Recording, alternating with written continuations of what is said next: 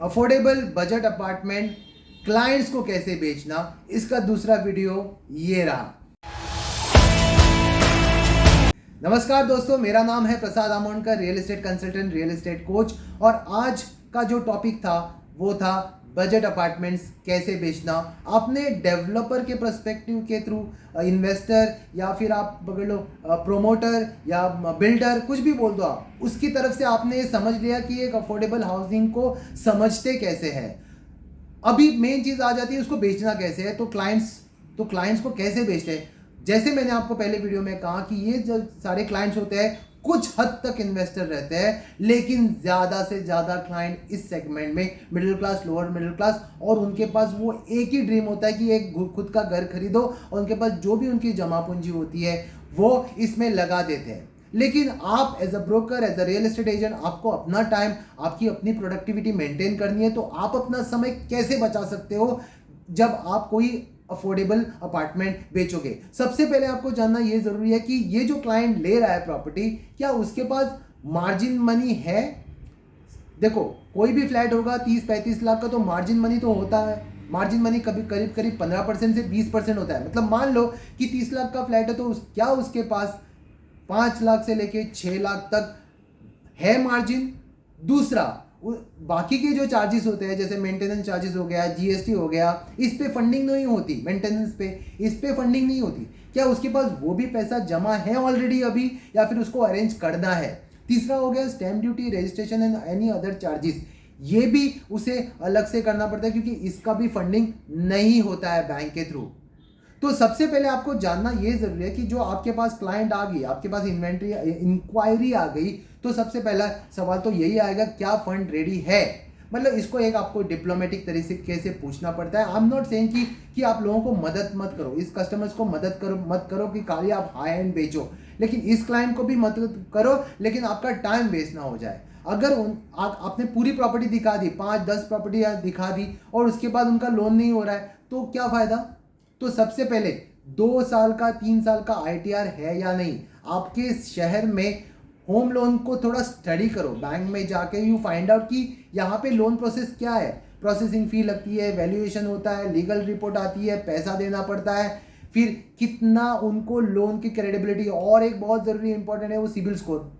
तो क्या CIBIL score भी बहुत ज़रूरी है। सिबिल स्कोर तो आप आजकल फ्री में भी मिल जाता है। आप ऑनलाइन जाके कस्टमर का नाम, पैन कार्ड डाल के उनके साथ रह के आप उनके साथ में, बिकॉज ओटीपी उनके मोबाइल पे आती है, तो आप वहाँ पे रह के उसका सिबिल स्कोर देख लो। अगर सिबिल स्कोर उनका फेयर नहीं है, नीचे है, कभी कभी जीरो भी हो सकता है, माइनस में भी रहता है। माइनस में इसलिए रहता है कि कभी कभी लोगों ने कोई लोन नहीं लिया होता।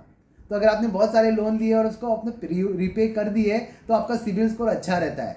कभी कभी आपने जब क्या बोलते हैं उसको, जब कोविड लॉकडाउन हुआ था, उस दौरान अगर आपने वेवर लिया था ईएमआईज पे, तो आपका सिबिल स्कोर कम हो सकता है। क्रेडिट कार्ड लिया था, पेमेंट नहीं किया, क्रेडिट स्कोर कम हो गया।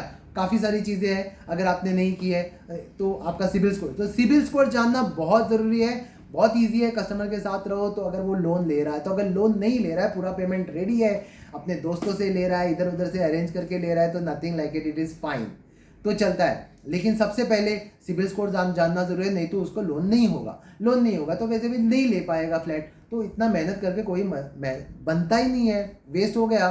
प्रोडक्टिव बनो ना।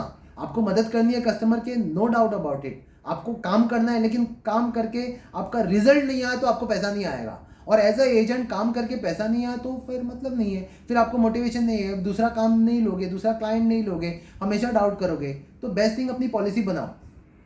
अगर कस्टमर पूछता है आपको क्यों चाहिए मेरा आईटीआर या ये पॉलिसी, इसको जब आप पेपर पे लिख के देते हो ना, सर आपको ये देखना है, ये चीज़ बतानी है, तो ईजी हो जाता है। जब आप कोई भी कम्युनिकेशन कस्टमर को करते हो ना, अगर आपको लगता है कि कैसे बताऊं उसको, हमेशा ना पेपर पे लिख के दे देने का बहुत आसान है। पेपर पे लिख के, पॉलिसी समझ के, चेकलिस्ट, आप नाम कुछ भी दे दो उसको। जब आप कोई सुपरमार्केट में जाते हो ना, पूरा पैक किया हुआ रहता है, लेबल रहता है, आप कोई बार्गेनिंग नहीं करते। लेकिन जब सब्जी मंडी जाते हो, वहाँ पे बार्गेनिंग कर लेते हो, क्योंकि यहाँ पे ऐसा कोई ऑर्गेनाइज नहीं है। ऑर्गेनाइज है, लेकिन कहीं पे ऐसे मतलब मार्केटिंग स्ट्रेटेजीज नहीं है। तो यहाँ पे जब आप पॉलिसीज बनाते हो, यहाँ पे पेपर पे लिखते हो, फॉर्म्स बनाते हो, लोग आंसर करते हैं, जवाब देते हैं, ईजी हो जाता है आपका काम। दूसरा चीज़ है कि आपको तो बेचने से मतलब है, लेकिन जो खरीदार होता है, आप समझ लो कि वो पहली बार खरीद रहा है, उसकी जमा पूंजी है, उसका एक लॉन्ग टर्म एक ड्रीम है, तो उसको आपको समझना पड़ेगा कि क्या आप उसको सही चीज़ दे रहे हो या नहीं। आपको टाइटल चेक करना पड़ेगा, ठीक से करना पड़ेगा, बैंक के पर्सपेक्टिव से करना पड़ेगा, क्योंकि बैंक का टाइटल सर्च और बिल्डर का टाइटल सर्च एकदम अलग होता है। दूसरा, जब आप कोई कम्युनिकेशन कर रहे हो बिटवीन बिल्डर और बायर, इसमें कभी भी वो वर्बल नहीं होना चाहिए। खाली वर्बल तो ठीक है, हो जाता है, मीटिंग में हो गया, लेकिन अगर आपने अग्रीमेंट ऑफ सेल पढ़ा है, अग्रीमेंट में कोई स्पेसिफिकेशंस लिखी है, अम्यूनिटीज लिखी है, और अगर वो लिखी है तो वैसे ही मिलेगी। आप ये मत समझना कि आपको अगर उन्होंने कुछ कमिट किया तो वो उसके ऊपर कुछ देंगे आपको क्वालिटी में, नहीं। अगर उसने एक क्वालिटी का आपको अम्यूनिटी बताया कि अपार्टमेंट है विट्रीफाइड टाइल्स, तो वही लगेगा, उससे नीचे लग सकता है, ऊपर नहीं लगेगा। उसकी जो क्वालिटी होती है ना, जो बिल्डर होता है वो आपको ज़्यादा नहीं देगा, हमेशा जो लिखा है वही देगा। अगर रेरा में आता है तो वही देना पड़ेगा, रेरा में नहीं आता है, अगर कुछ करना है उसको नीचे दे सकता है, ऊपर नहीं दे सकता। क्वालिटी में इम्प्रोवाइजेशन बहुत रेयर है बिल्डर की तरफ से। तो आप समझ लो कि जो वर्बल कमिटमेंट दे दी वो मायने नहीं रखती है, आपको अग्रीमेंट में देखना पड़ेगा कि ये लिखा है या नहीं, तो आगे जाके आपको भी प्रॉब्लम नहीं होगी। कस्टमर, क्योंकि क्या है, कस्टमर तो आज है, 1-2 साल के बाद आप नहीं रहोगे उसके पास, वो अकेला रहेगा, उसके पास रहेगा क्या, अग्रीमेंट। ईजी है उसको बताना कि यार अग्रीमेंट के हिसाब से ये चीज़ नहीं हुए।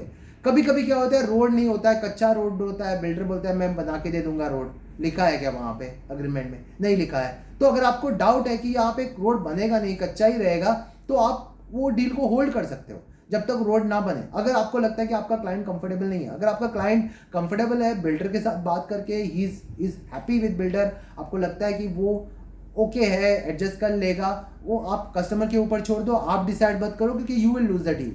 कस्टमर को सारा चीज़ बता दो, ट्रांसपेरेंसी रखो, कोई भी चीज़ मत छुपाओ, क्योंकि जो आज छुपाई आपने कल शायद आपके लिए प्रॉब्लम कर सकती है।